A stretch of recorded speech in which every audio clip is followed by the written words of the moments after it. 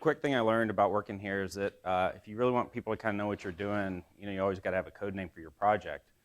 But if you don't want anybody to know what you're doing, don't ever give it a code name, because then nobody can talk about it. So we've talked about having a code name, but we've yet to come up with one. So years ago, when we did this in the 90s or a similar thing, we called it Phoenix. And different Phoenix. We won't be using that name for this one.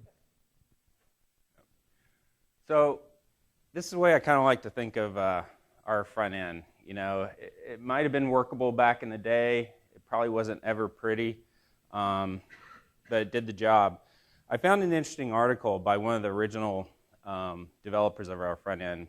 And keep in mind, the very first Microsoft C compiler was actually the Lattice compiler, which was from the Lattice company. And I think that was up through like C3. And I think C4 was the first Microsoft written compiler. But there's code, this is, I believe, a 79, and we have code that old in our compiler. There's still comments there. The paper I read, though, it talked about one of the design decisions, and this was in DOS days, right? And so it talked about that we need to be able to run in 96K of RAM, okay? So the front end would emit IL. It would go to a floppy drive, right? And then after it was all done, the back end would read the IL off the floppy drive, do the compile, and then put out the code. The design of a compiler that has those types of restrictions is very different than kind of the type of compiler you would write today, or I hope you would write today. So over time, the compilers changed. We added C++, but at the core of it, we still have this. So it would have been nice if, maybe what we had was this, which is also from that same time period. But right now, it's kind of wishful thinking. So keep in mind what I was talking about with Lattice. That was the C compiler. So the first C++ compiler was actually here in '89, and that was C6, which had the first C++. So C1XX, you often see that. That's our DLL. That actually does the C++. All of this stuff across here, you see the various versions we've shipped. These things down at the bottom are kind of alternate things that have tried to parse and understand C++ code. At the core of it, the compiler itself really hasn't changed, right? We had an expression evaluator, right, which was handwritten. SBR and BSC was kind of added into the compiler to track references of macros and all kinds of stuff. That kind of continued on. Here in kind of the first Visual C++ 1.0, we added a CLW, which was a class wizard file. And that was just kind of this weird text file that some random parser tried to understand C++ code and weird annotations and comments so that the wizards could do their job. Here we added the NCB, which stood for no compile browse. This was, again, yet another attempt at parsing C++ code, not using our compiler, right? Across kind of this whole thing, we've never really changed C1XX, right? We add new features, but the core of it, the architecture, has really never changed. So NCB was an attempt to do that. Then here in C6, we added FEACP, or another name for it was YCB, Yes Compile Browse, which was an attempt to, first time to actually use our front end to do the parsing, do IntelliSense. The way it got added, though, was a bunch of if-defs in the existing code base. So some of the code was the same. We had this different code under if-def. It tried to take care of different issues. But again, the fundamental batch compiler didn't change. Across here, we added a new expression evaluator. Around this time frame, the AST compiler came on. And again, that was a bunch of if-defs in the front end, way more than we did for IntelliSense. As of last year, I believe there was around 7,000 if-defs in the C++ front end to build ASTs, right? So again, we didn't change the fundamental representation of the compiler. The compiler emits IL as soon as it starts seeing code, right? We won't even parse an entire expression before we start emitting IL. So the AST compiler was kind of this thing on the side, intercepted things at the grammar all throughout, built up kind of this alternate tree representation to try to make sense of everything. That's been kind of going on for a while and has gotten to the point that it's gotten a little unmanageable. As we add new features, we have to implement them twice, once for the batch compiler, once for the AST compiler. Right here, see this EDG decision. This was an attempt to try to fix our compiler problem by licensing the EDG source code. The goal was to make it the basis for everything we did. We actually used it for IntelliSense in 2010, VS 2010, with the goal that then the next release we were going to start using it for our batch compiler. So it's a very good front end. It's written in C, but they've done a lot of work to be feature compatible, bug compatible with our compiler. So it seemed like kind of a good place to start without, having to completely start from scratch. So that worked out pretty well. The IntelliSense project worked well, but then it was like we got no support for actually switching to the batch compiler. That's been something that it's kind of a somewhat touchy subject, which is in a project like this where it's a long-term thing, is having management support and buy-in over the amount of time you need to get it done is often problematic. So we had put that on hold. We looked at some other things. I don't want to get into it too much, but we looked at Clang at one point. We've done a bunch of things, but at the end of the day, the decision was to stay with our current code base and really try to fix our current code base. I mentioned kind of across there, kind of all the various parsers and things we have in the front end, or things that parse C++ code. These are just kind of a graph of various things we've done over the years. From our tag parser today, which is based on Antler and an EDG lexer, to a bunch of custom-written things in the IDE. We really want a code base that doesn't require all this type of thing. If I could have something like Clang right now and take it and we had written it, would be amazing, right? It was kind of designed for the types of things we want to do. But we don't have that benefit right now. So this is kind of the way we like to think of our code here. And that really is the structure, right? We do have our own custom version of Yak. It starts calling functions. It doesn't build a tree, right? Across through all of here, like I said, before you even get to the end of an expression, we'll start emitting IL, right? I think, Mark, you said, how many times does something ask if it's a... For example, if you have int I, there's hundreds of times in that code that asks, hey, are you a function? Are you a function? Are you a function? That's a lot of it looks like what you'd see if you debug. You found like the one place in the compiler that everything goes through, and then you just put a bunch of ifs in there to fix all your bugs. And said, all right, are you a function? I'm going to fix you here. So there's a lot of rediscovery in there about what the thing is that it's doing. It's like this long assembly line of code, and everything goes through it. And most of the time they're saying, you're not a function. Well, I need to mess with you first. So that's generally what it looks like. Mm-hmm. And this is also one of the reasons why it takes new developers often a significant amount of time to get up to speed and be able to make a safe bug fix, right, without regressing 10 other things. I see some smirks around the room from people that I know have been in this code. Here's kind of where we want to go.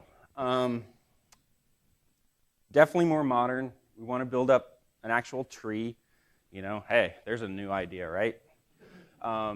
Do semantic analysis. The tag info is kind of what I talked about before, of kind of understanding code and the IDE from a very high-level perspective, absent macros and that type of thing.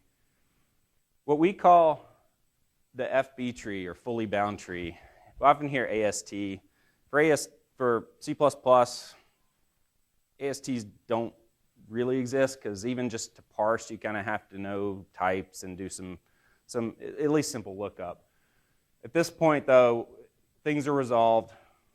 We can then do static analysis. We can emit to IL. We can service IntelliSense from it. Have a common representation for the batch compiler analysis and IDE. You know, it sounds so simple, but it's been something we've not been able to do. So one of the first things we did was to simply try to delay emitting the IL. So we added the ability to kind of capture the IL midstream, save it up for an entire function, which on one hand doesn't do much for you. It did let us implement a feature though, which was ConstExpr, where we needed to be able to evaluate some simple functions, right, for compile time analysis, and also for deducing return types in lambdas that didn't have a declared return type. It's kind of hard to know that when you haven't gotten to the end of the function what the return type is going to be. So the very first step was simply to capture an entire IL's worth of code, let us do a little bit more analysis, and then we'd spit the code on out. We've had that done for a while.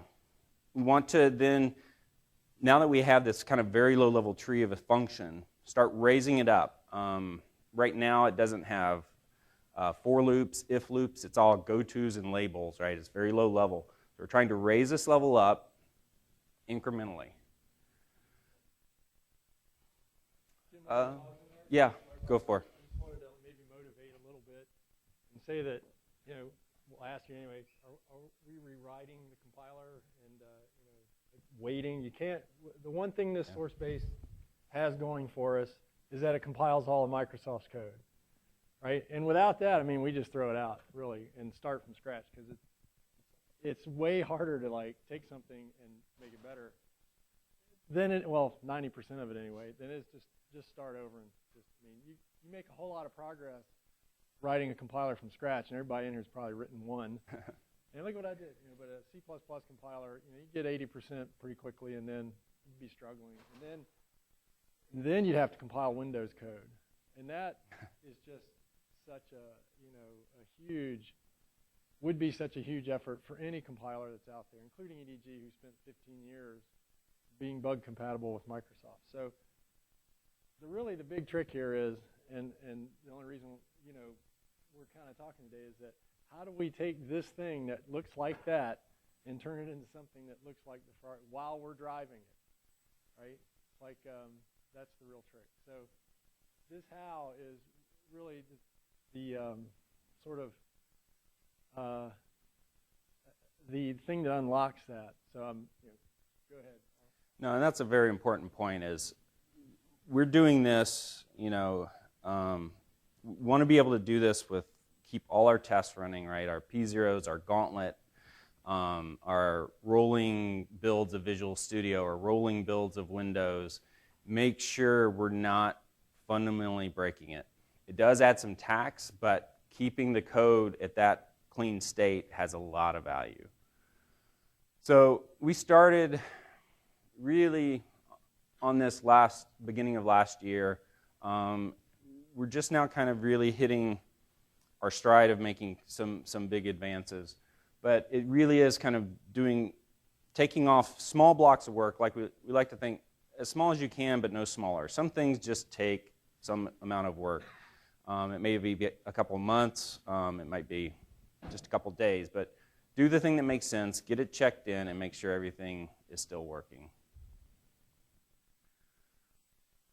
So, as I was saying, the key thing is stay testable and tested. And so part of that is that we are checking into the same branch that the front-end developers that are doing features, C++11, C++14, are doing. We're not even in a separate branch. We're not going dark. We're just part of the regular team, but trying to make some truly fundamental changes to the front end.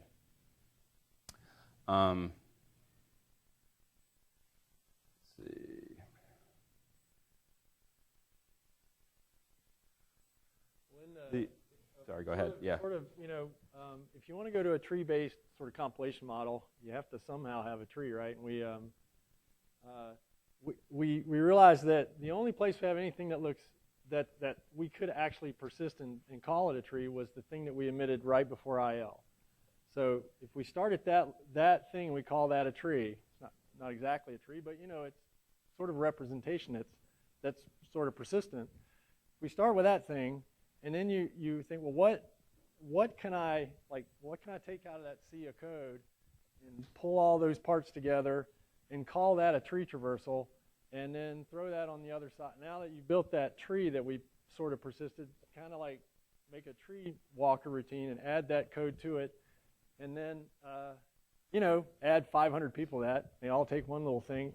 Unfortunately, it doesn't work that way exactly, right? But the idea is to take that lowest level tree, pull code out of that sea of code as possible, and that's really a challenge, is to tease out the pieces there and then move them to the other side of that tree. And then as you do that, that tree raises its semantic level until such time as you've got something that you could build straight from the parser.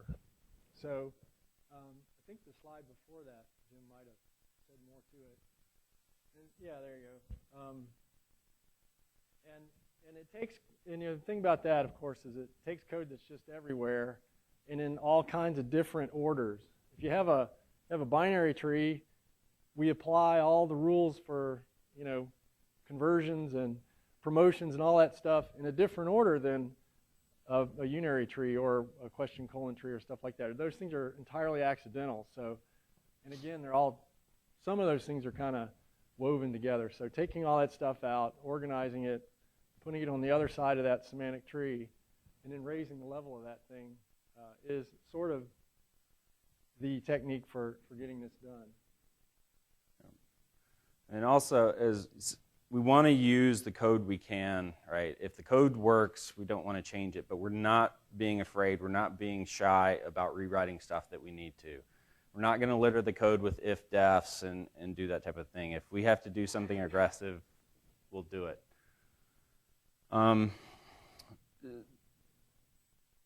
There's one. So this one here, I kind of talked about this earlier, but kind of part of that goal of doing stuff in the live tree, making sure we check in and stay current, right, is, hey, if something ever happens or we have to switch off to something higher priority, we will have realized benefit at whatever point we stop. Now, that said, we believe we have several more years of work to get this completely done, but even if we had to stop today, we've created value in the code base.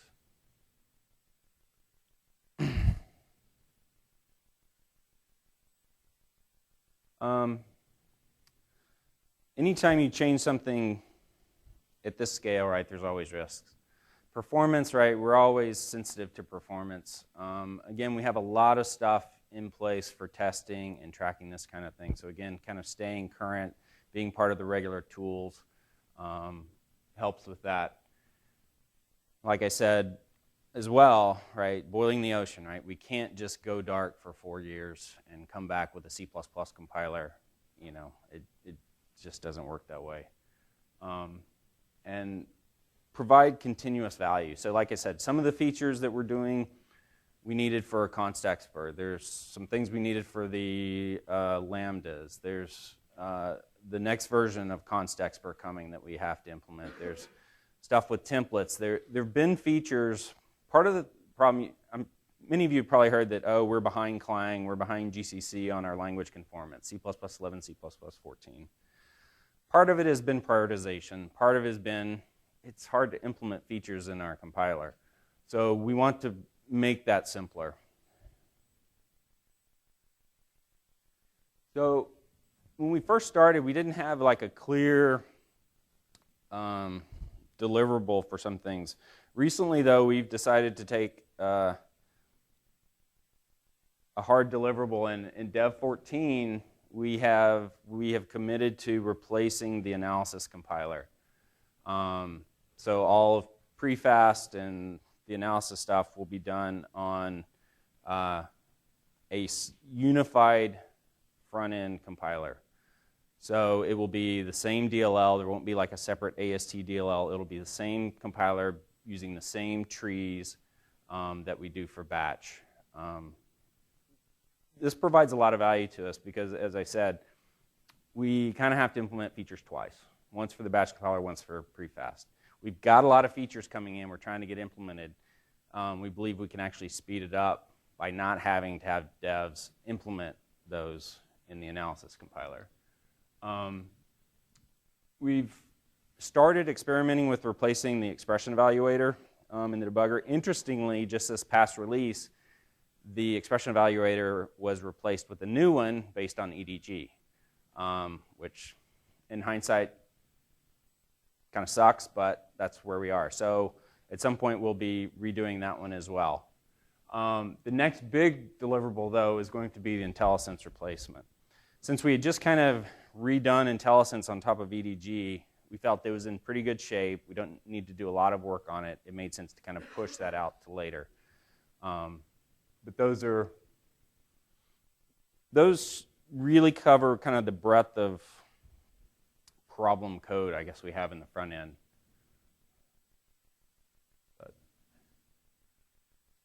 Went too far.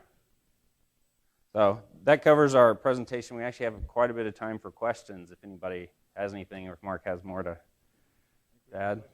Yeah.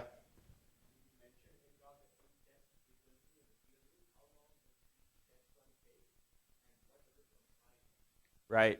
So we have a standard set we call our P0s that we will normally check in for kind of small changes, just like any other compiler feature. Gauntlet is an automated system that consists of multiple mini-core machines, builds all flavors, x86, ARM, AMD 64, ARM 64, runs a whole bunch of verification tests across all those platforms. It's designed to run in 2 hours, given the amount of hardware, but it's a lot of hardware. Behind that, we have rolling builds. Essentially, QA will pick up builds every day, build Visual Studio, build Windows, and the Windows build may include boot and BVTs. We can also, if we believe we have a particularly destabilizing change, right, something that might be more complicated, as devs, we can request a specific Windows build with just our changes before we even go into that. So there's a lot of infrastructure we have here. A lot of it was originally designed around kind of the back end, not breaking Windows with code gen type changes, but it's very useful for front end as well. That's every test suite for C++ and C that we could buy, plus the suites that encompass every bug we've ever fixed in the compiler since the 70s. And then when we're kind of through with that, then there's things like Boost, any code that we can get that we can reasonably compile and has a test suite. And then when we think we're ready for it, then Windows, Office, VS itself, all those things are part of the test suites, and all of them have to remain buildable from the compiler. Yep.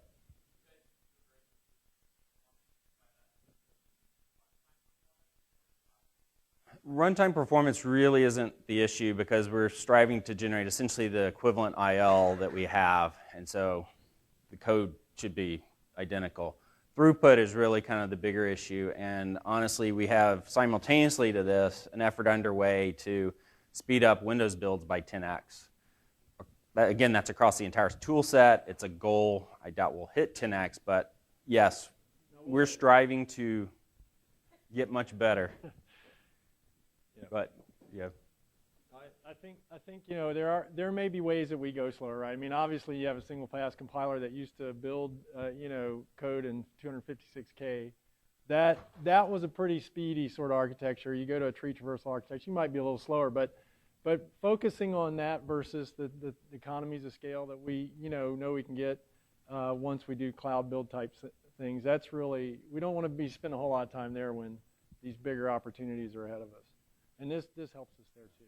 And as we go through this code, we're finding opportunities to speed things up. One of our guys just the other day found an issue with, we didn't have STL and all these other things, 30 years ago, and so people hand wrote all their stuff and hashing, and found out we were doing some hash and we were only hashing the lower 16 bits of pointers, right? And it's like changing that sped, I think it went from, just that went from some compile 80 seconds to 60 seconds or something. I mean, just, or. We had one that defies any laws of physics. It went from 500 seconds to 8 seconds. And I still don't understand what exactly made that go faster, but like I said, There's opportunities in there for a lot of perf improvements, yeah. So you mentioned that you looked at Clang and decided not to go with it. Is that day before or after the whole big kind of shift in Microsoft transport? It was definitely before that. As I said, kind of in VC, it's kind of like every 18 months we get new management. And often each set wants to look at these decisions. So about 3 years, maybe just 2 years ago, we went through kind of a reevaluation of our decision, and that's when we last looked really seriously at Clang for our front end. One of the takeaways there was that there's no way Windows will agree to be bound to something that we don't control, right? Clang really is primarily Apple driven, right? Yes, maybe we could get in and be a full participant. They're probably not going to take all our extensions and customizations, et cetera. So maintaining a separate thing, our own fork, there's a lot of issues. You know, the design, the implementation of Clang has a lot going for it. If I could have that infrastructure right now, it'd be awesome. Trying to get Windows to build with Clang might be tricky. You know, there's efforts going on. We did an investigation last year with just trying to build our CRT with Clang, and I think it was something like 200 issues that were identified just trying to build the CRT.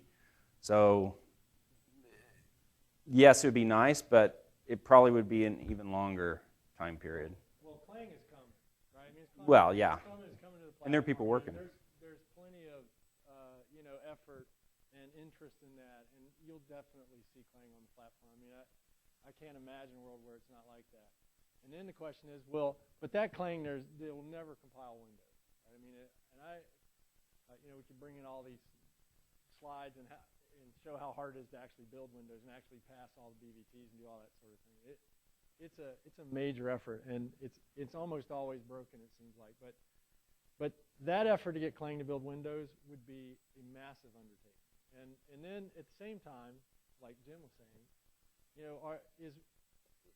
what things are fundamental to Microsoft, and what things are sort of the strategic technology that Microsoft needs to own, right? I mean, we didn't just say, great, Netscape's got this awesome web browser, let's go with that, right? I mean, I can't really tell you which things will end up being the core fundamental technology going forward, but what I will say is, if we take our guys off of this and then we all jump on Clang, and then 3 years later Windows goes, God, we need this thing, we need something, and they don't take it back in Clang, and we have to then start this project again, only will be 3 years later down the road, right? And it really isn't that big. If you look at the size of Windows or the size of Microsoft development, this isn't like staffing up an Internet Explorer or like Excel, for that matter, back in the 80s, but it's the question is, where does and it's not really our decision to say what's strategic for Microsoft there either, but what we know is we know Clang's coming, and we know that this compiler compiles Windows, so we're going to move ahead and invest in it until such time as all that stuff gets cleared up.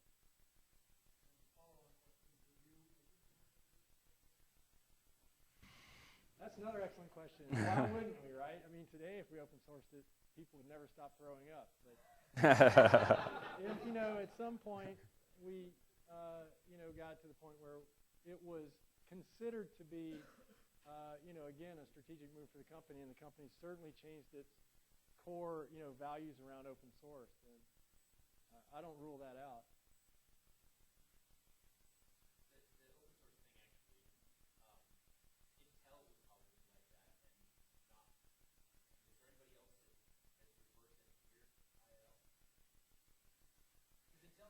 API.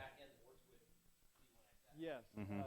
Metaware, CompuWare, whatever they're called, the people that write analysis tools on top of the compiler. Metaware. It's CompuWare, Meta something. They still, well, I haven't heard from them lately, but I did handle all the requests from them, and aside from them and Intel, I'm not entirely sure who has reverse engineered the.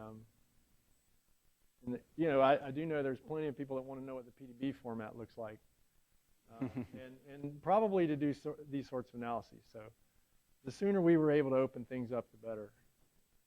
And of course, opening it up would be on top of the code analysis platform, and that's Jason Yang's team, and we're certainly working with them to create that sort of a framework so that we would have an open, I don't know, whatever kind of architecture they're envisioning to make this available.